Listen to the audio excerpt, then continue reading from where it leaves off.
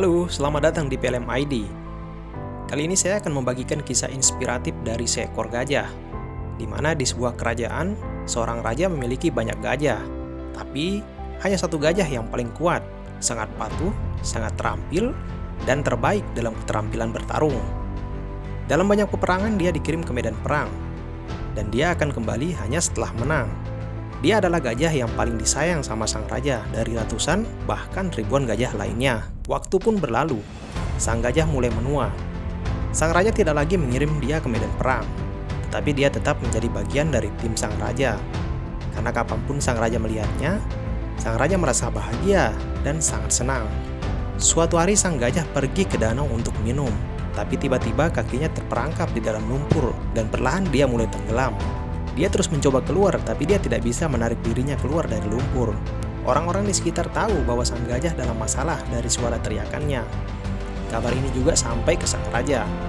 Terjadilah kepanikan di dalam kerajaan, karena semua orang tahu bahwa gajah tersebut adalah favorit sang raja. Sang raja kemudian tiba di lokasi gajah tersebut tenggelam, dan semua orang berkumpul di sekitar gajah dan melakukan berbagai upaya untuk mengeluarkannya.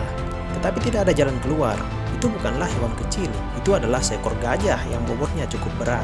Sementara itu, seorang pensiunan menteri tua dari istana raja kebetulan sedang lewat. Setelah memahami situasi, dia berbicara kepada sang raja dan menyarankan agar memainkan genderang perang di sekitar danau. Yang mendengar merasa aneh. Namun begitu genderang perang mulai berbunyi, ada perubahan perilaku gajah yang sedang kesulitan. Sang gajah perlahan berdiri dan menarik dirinya sendiri keluar dari lumpur.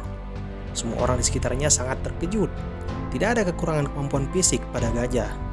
Hanya butuh menanamkan antusiasme yang diperlukan dan semua terselesaikan.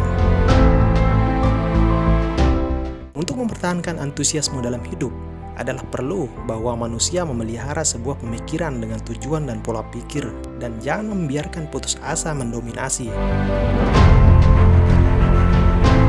Sekarang mengapa saya menceritakan semua ini kepada Anda?